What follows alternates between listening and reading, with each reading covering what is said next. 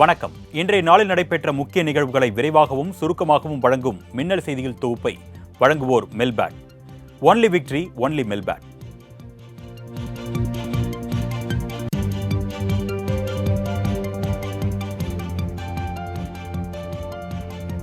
பிரதமர் மோடி 2 நாள் அரசுமுறை பயணமாக குவைத் சென்றுள்ளார்.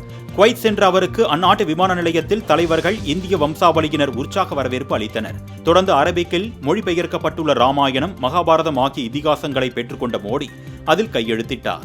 இதனைத் தொடர்ந்து இரு நாடுகளுக்கும் இடையே பாதுகாப்பு, வர்த்தகம் உள்ளிட்ட துறைகளில் ஒத்துழைப்பை மேம்படுத்த இரு நாட்டு தலைவர்களும் பேச்சுவார்த்தை நடத்த உள்ளனர்.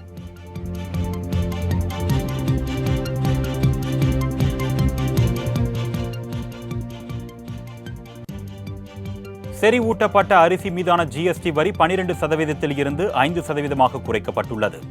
ஜீன் தெரப்பி சிகிச்சைக்கு ஜிஎஸ்டி வரி விலக்கு அளித்து நிதியமைச்சர் நிர்மலா சீதாராமன் உத்தரவிட்டுள்ளார். சர்வதேச அணுசக்தி அமைப்புக்கு ஜிஎஸ்டி வரி விலக்கு, மருத்துவ காப்பீடு தொடர்பாக விவாதிக்க அமைக்கப்பட்ட குழுவுக்கு கூடுதல் அவகாசம் வழங்கப்பட்டிருப்பதாக ராஜஸ்தான் ஜெய்சால்மரில் நடைபெற்ற ஜிஎஸ்டி கவுன்சிலின் கூட்டத்திற்கு பின் நிதியமைச்சர் நிர்மலா சீதாராமன் அளித்த பேட்டியில் தெரிவித்தார்.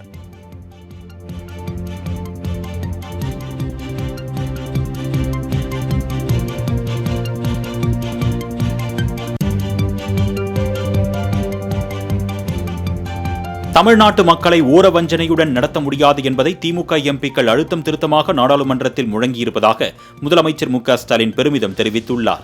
மேலும் அதானி விவகாரம், மணிப்பூர் கலவரம் உள்ளிட்டவற்றிற்கு பிரதமர் மோடி பதிலளிக்காமல் மௌனம் காத்து வந்ததாகவும், நாடாளுமன்றத்தில் பாஜகவினரால் ஜனநாயகம் படாத பாடுபட்டதாகவும் அவர் விமர்சித்தார்.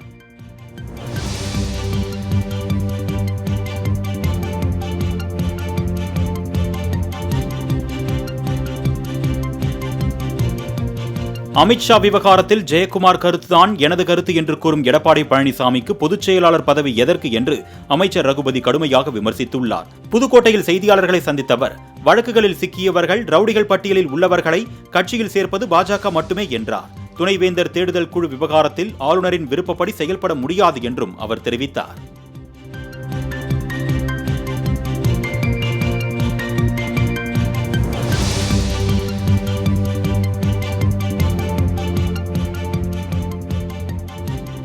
அமைச்சர் பதவிக்கு துளியும் தகுதியற்ற ஒட்டுண்ணியாக இருப்பவர் ரகுபதி என அதிமுக முன்னாள் அமைச்சர் ஜெயக்குமார் விமர்சித்துள்ளார். கடந்த அதிமுக ஆட்சியில் தமிழ்நாட்டில் நடமாடவே அச்சப்படும் சூழல் இருந்தது என கூறிய அமைச்சர் ரகுபதி, எடப்பாடி பழனிசாமிக்கு சட்டம் ஒழுங்கு பற்றி பேச எவ்வித தகுதியும் இல்லை என கூறியிருந்தார்.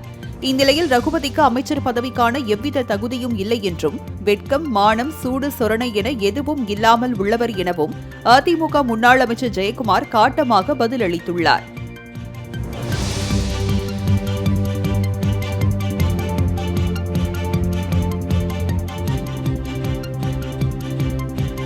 பல்கலைக்கழக மானியக் குழு விவகாரத்தில் ஆளுநர் எங்கே அரசியல் செய்கிறார் என்று வினவியுள்ள பாஜக மாநில தலைவர் அண்ணாமலை, அமைச்சர்கள்தான் அரசியல் செய்வதாக குற்றம் சாட்டியுள்ளார்.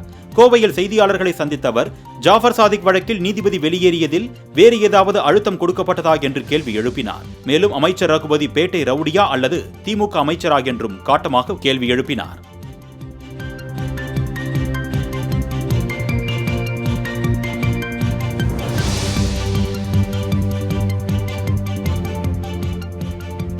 செங்கல்பட்டு மாவட்டம் திருப்போரூர் முருகன் கோவிலில் உண்டியலில் விழுந்த ஐபோன் பக்தரிடம் திரும்ப வழங்கப்படுமா என்பது குறித்த கேள்விக்கு அமைச்சர் சேகர்பாபு பதிலளித்துள்ளார். சென்னை மாதவரத்தில் உள்ள மாரியம்மன் கோவில் திருப்பணிகளை ஆய்வு மேற்கொண்ட அவர் செய்தியாளர்களிடம் பேசினார். அப்பொழுது அறநிலையத்துறை விதிகளை ஆராய்ந்து சாத்தியக்கூறு இருந்தால் செல்போன் திரும்ப வழங்க நடவடிக்கை எடுக்கப்படும் என்றார்.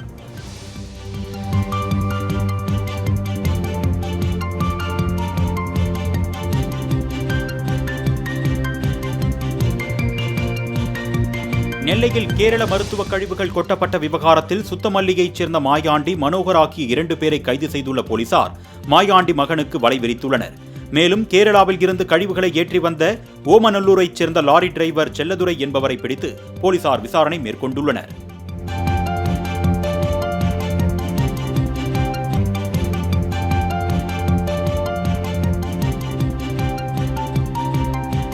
சென்னைக்கு 6000, விழுப்புரத்திற்கு 2000 மட்டுமே வழங்கி திமுக ஒரு கண்ணில் வெண்ணெயையும் மற்றொரு கண்ணில் சுண்ணாம்பையும் வைக்கிறது என்று அதிமுக எம்பி சி.வி. சண்முகம் விமர்சித்துள்ளார்.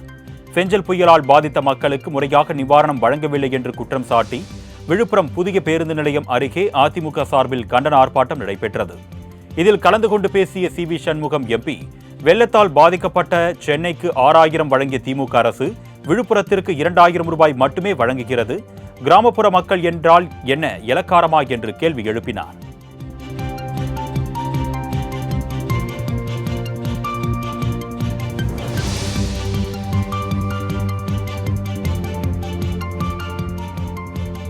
மதுரையில் உதவி ஜெயிலரை பெண் ஒருவர் தாக்கிய காட்சி சமூக வலைதளங்களில் வெளியாகி பரபரப்பை ஏற்படுத்தியுள்ளது. மதுரை சிறை உதவி ஜெயிலர் பாலகுருசாமியை ஆரப்பாளையம் பகுதியில் தன் மகளுக்கு பாலியல் சீண்டலில் ஈடுபட்டதாக கூறி சிறுமியின் தாயார் ஜெயிலரின் சட்டையை பிடித்து ஆவேசத்துடன் தாக்கிய காட்சி வலைதளங்களில் வெளியாகி அதிர்ச்சியை ஏற்படுத்தியுள்ளது.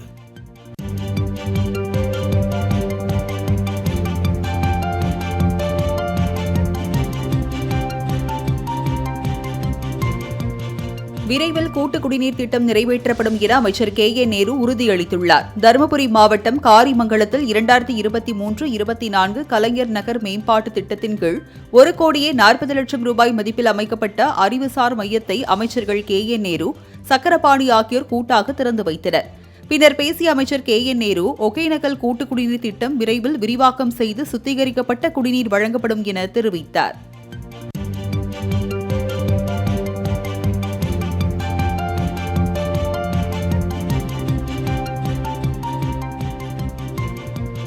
மத்திய அமைச்சர் அமித்ஷாவுக்கு எதிராக சென்னை கொருக்குப்பேட்டையில் விசிகவினர் ரயிலை மறித்து ஆர்ப்பாட்டத்தில் ஈடுபட்டனர்.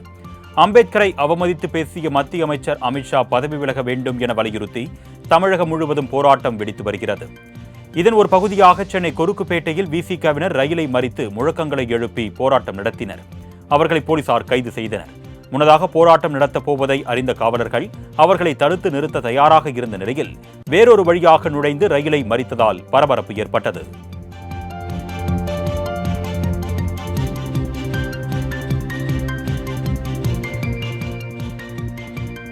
செங்கல்பட்டு பாலாற்று பாலத்தில் ஏற்பட்ட போக்குவரத்து நெரிசலால் வாகன ஓட்டிகள் அவதிக்குள்ளாயினர். தொடர் விடுமுறை காரணமாக சென்னையில் இருந்து தென் மாவட்டங்களுக்கு அதிக அளவில் வாகனங்கள் செல்கின்றன.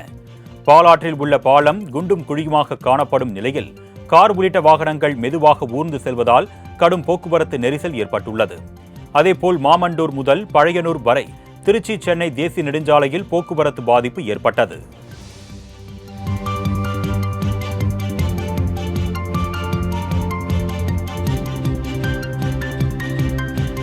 குழந்தைகளின் ஆபாச வீடியோக்களை பதிவிட்ட கேரள இளைஞரை சைபர் கிரைம் போலீசார் கைது செய்தனர்.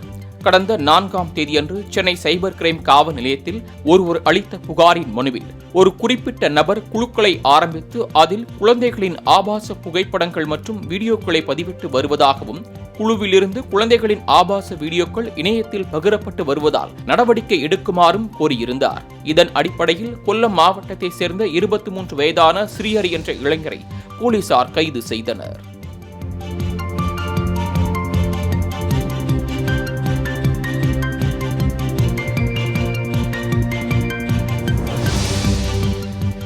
சென்னை பெரும்பாக்கத்தில் தாயின் 2 கைகளையும் வெட்டிய மகனை போலீசார் தேடி வருகின்றனர். சென்னை கண்ணகி நகர் பகுதியைச் சேர்ந்தவர் முருகன், இவரது மனைவி வசந்தகுமாரி. இவர்களுக்கு 3 மகன்கள் உள்ளனர். கணவன் மகன்களை விட்டுவிட்டு கள்ள காதலனுடன் வசந்தகுமாரி ஓடியதால் மனமுடைந்த கணவன் முருகன் உயிரிழந்தார். தனது தந்தை இறப்பிற்கு காரணம் தாய்தான் என்று அவர் மீது கோபமடைந்த மூத்த மகன் ஆகாஷ் தாயிடம் சென்று தகராறு செய்துள்ளார். அத்துடன் மறைத்து வைத்திருந்த கத்தியால் தாயின் 2 கைகளையும் வெட்டியதாக கூறப்படுகிறது.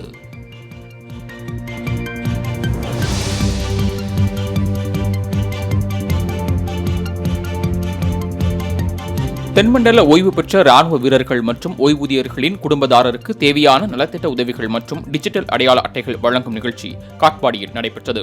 இதில் கலந்து கொண்ட தமிழக ஆளுநர் ஆர்.என். ரவி ராணுவ ஓய்வூதியர்களுக்கான முகாமை தொடங்கி வைத்து 1 கோடி ரூபாய் மதிப்பிலான ஓய்வூதிய பலன்களை முன்னாள் படை வீரர்களுக்கு வழங்கினார். பின்னர் பேசிய அவர், இந்தியா 2047இல் வல்லரசு நாடாக மாற 5 கோட்பாடுகளை வகுத்து பிரதமர் நரேந்திர மோடி பணியாற்றி வருவதாக கூறினார்.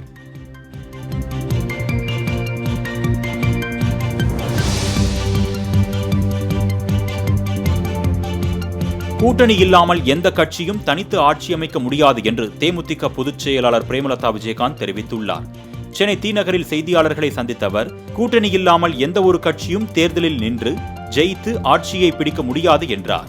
இனி வரும் காலங்களில் கூட்டணி ஆட்சிதான் இருக்கும் என்று கூறிய அவர், கூட்டணி பேச்சுவார்த்தை இன்னும் தொடங்கவில்லை என்றும் தெரிவித்தார்.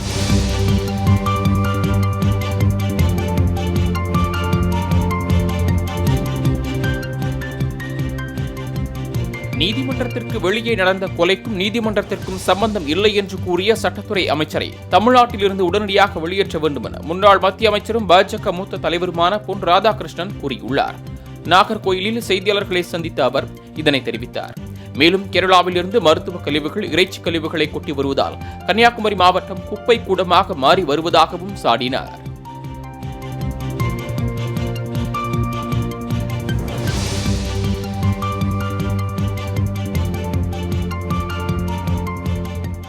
மறைந்த நடிகரும் தேமுதிக தலைவருமான விஜயகாந்த் நடித்த படங்களில் இருந்து 150 பாடல்களை 13 மணி நேரத்தில் பாடும் சாதனை நிகழ்ச்சி சென்னை தியாகராய நகரில் உள்ள சர்பெட்டி தியாகராயர் அரங்கில் நடைபெற்றது.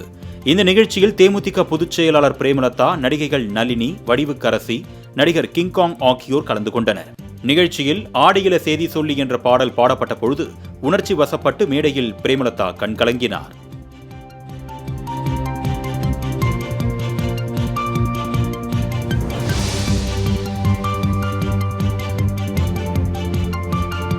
வங்கக்கடலில் உருவான காற்றழுத்த தாழ்வு மண்டலத்தை தொடர்ந்து சென்னை, நாகை, பாம்பன் உள்ளிட்ட 9 துறைமுகங்களில் 1ஆம் எண் புயல் எச்சரிக்கை கூண்டு ஏற்றப்பட்டுள்ளது.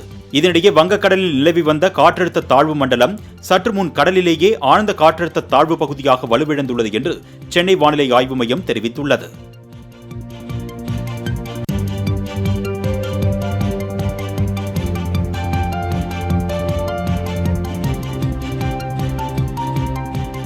வங்கக்கடலில் நிலவிய ஆழ்ந்த காற்றழுத்த தாழ்வு பகுதி காற்றழுத்த தாழ்வு மண்டலமாக வலுப்பெற்றதாக சென்னை வானிலை ஆய்வு மையம் தெரிவித்துள்ளது.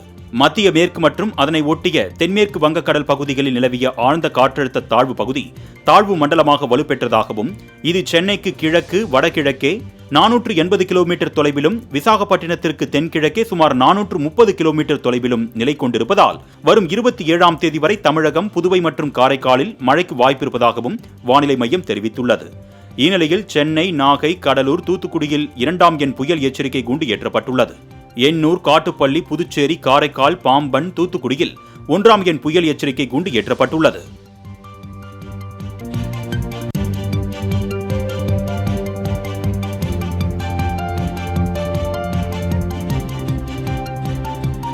நானும் ஒரு கிறிஸ்துவன் என கூறியதில் சங்கிகளுக்கு வயிற்றெரிச்சல் என துணை முதலமைச்சர் உதயநிதி ஸ்டாலின் கடுமையாக சாடியுள்ளார். சென்னை பிராட்வே பகுதியில் உள்ள தனியார் பள்ளியில் அமைச்சர் சேகர்பாபு தலைமையில் கிறிஸ்துமஸ் விழா நடைபெற்றது. இதில் பங்கேற்ற உதயநிதி ஸ்டாலின் பல்வேறு நலத்திட்ட உதவிகளை வழங்கினார். அப்போது பேசிய அவர், பாஜக மீது இருந்த பயத்தினால் வெறுப்பு கருத்து பரப்பிய நீதிபதி மீதான நடவடிக்கை தீர்மானத்திற்கு கூட அதிமுக ஆதரவு அளிக்கவில்லை என்றார். அந்த அளவுக்கு பாஜக மீது இபிஎஸ்க்கு பயம் என சாடினார். மேலும் பாஜகவுடன் அதிமுக கூட்டணி வலுவாக உள்ளதாகவும் உதயநிதி விமர்சித்தார்.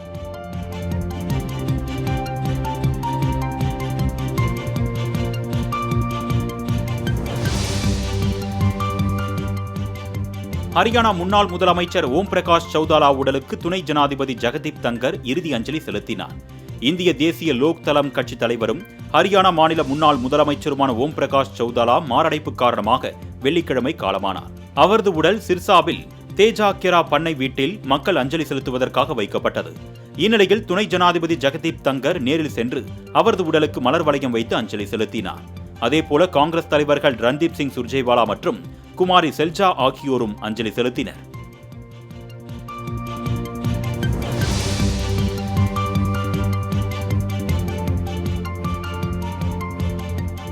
மத்திய பிரதேச மாநிலத்தில் பல்வேறு இடங்களில் அமலாக்கத்துறை, வருமான வரித்துறை, லோக் ஆயுக்தா சிறப்பு போலீசார் திடீர் சோதனை நடத்தி வருகின்றனர்.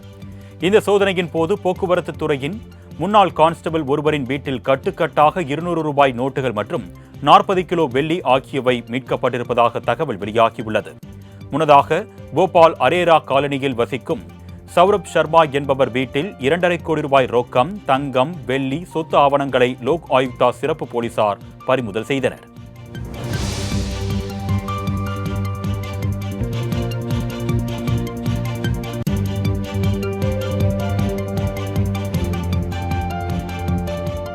பாகிஸ்தானுக்கு எதிரான போட்டியில் ஸ்டம்பை உடைத்த ஹென்றி கிளாசனுக்கு போட்டி கட்டணத்திலிருந்து 15% அபராதம் விதிக்கப்பட்டுள்ளது. தென்னாப்பிரிக்கா பாகிஸ்தான் அணிகளுக்கு இடையேயான இரண்டாவது ஒருநாள் போட்டி கேப்டவுனில் நடைபெற்றது. இந்த போட்டியில் டாஸ் வென்ற தென்னாப்பிரிக்கா பந்துவீச்சை தேர்வு செய்தது. அதன்படி முதலில் விளையாடிய பாகிஸ்தான் அணி 49.5 ஓவர்களில் அனைத்து விக்கெட்களையும் இழந்து 329 ரன்களை குவித்தது. இதனையடுத்து இலக்கை நோக்கி களமிறங்கிய தென்னாப்பிரிக்க அணி 43.1 ஓவர்களில் 248 ரன்களுக்கு ஆல் அவுட் ஆனது. அதிரடியாக விளையாடி கிளாசன் 97 ரன்களில் கடைசி விக்கெட்டை இழந்த விரக்தியில் ஸ்டெம்பை எட்டி உதைத்ததால் ஐசிசி அபராதம் விதித்தது.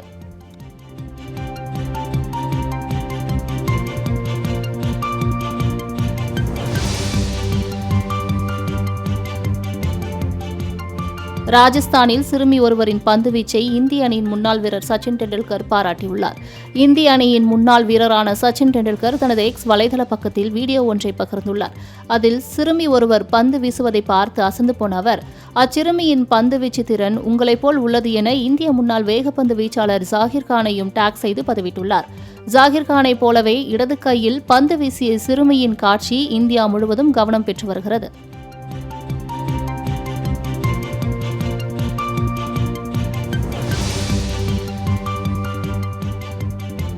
கொரோனா வைரஸை தொடர்ந்து பல்வேறு வைரஸ் தொற்றுகள் பாதிப்பை ஏற்படுத்தி வரும் நிலையில் உகாண்டாவில் டிங்கா என்ற புதிய வகை வைரஸால் 300க்கும் மேற்பட்டவர்கள் பாதிப்படைந்துள்ளனர். இந்த வைரஸால் பாதிக்கப்பட்டவர்கள் உடல் நடுக்கத்தால் தொடர்ந்து நடனமாடிக்கொண்டே இருப்பதாக சொல்லப்படுகிறது. மேலும் இந்த வைரஸ் பெண்கள், குழந்தைகளை அதிகளவு தாக்குவதாகவும் கூறப்படுகிறது.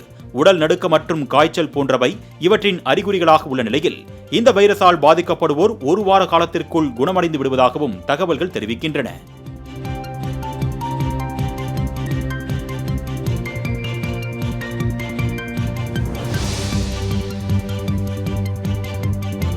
விவாகரத்து வழக்கில் நடிகர் ஜெயம் ரவி, ஆர்த்தி தம்பதியை சமரச தீர்வு மையத்தில் மனம் விட்டு பேச சென்னை குடும்ப நல நீதிமன்றம் அறிவுறுத்தியுள்ளது. 15 ஆண்டுகால திருமண உறவில் கருத்து வேறுபாடு காரணமாக பிரிந்து வாழ்ந்து வரும் நடிகர் ஜெயம் ரவி மனைவியிடமிருந்து விவாகரத்து கேட்டு சென்னை குடும்ப நல நீதிமன்றத்தில் மனு தாக்கல் செய்திருந்தார். இந்த வழக்கு நீதிபதி தேன்மொழி முன் மீண்டும் விசாரணைக்கு வந்தது. அப்போது இருவரும் நேரில் ஆஜரான நிலையில் சமரச தீர்வு மையத்தில் மனம் விட்டு பேசும்படி உத்தரவிட்ட நீதிபதி விசாரணையை வரும் 18ஆம் தேதிக்கு தள்ளி வைத்தார்.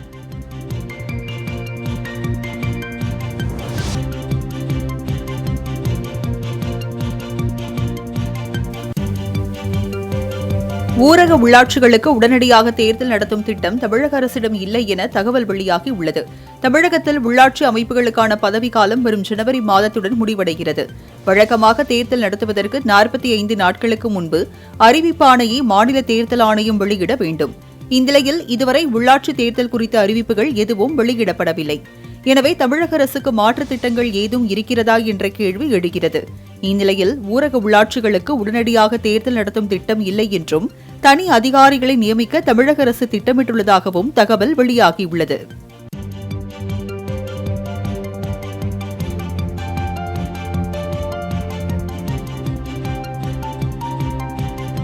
தடை செய்யப்பட்ட ஆன்லைன் ரம்மியில் பணத்தை இழந்த சென்னையைச் சேர்ந்த இளைஞர் தூக்கிட்டு தற்கொலை செய்து கொண்ட சம்பவம் பரபரப்பை ஏற்படுத்தியது.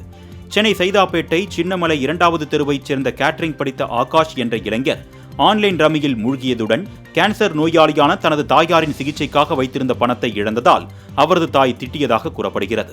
இந்நிலையில் அவரை காணாமல் வெகு நேரம் தேடிய நிலையில் மொட்டை மாடி அறையில் கேபிள் வயரில் அவர் தூக்கு போட்டு தற்கொலை செய்து கொண்டுள்ளார். தகவல் அறிந்து வந்த கோட்டூர்புரம் போலீசார் உடலை கைப்பற்றி விசாரித்து வருகின்றனர்.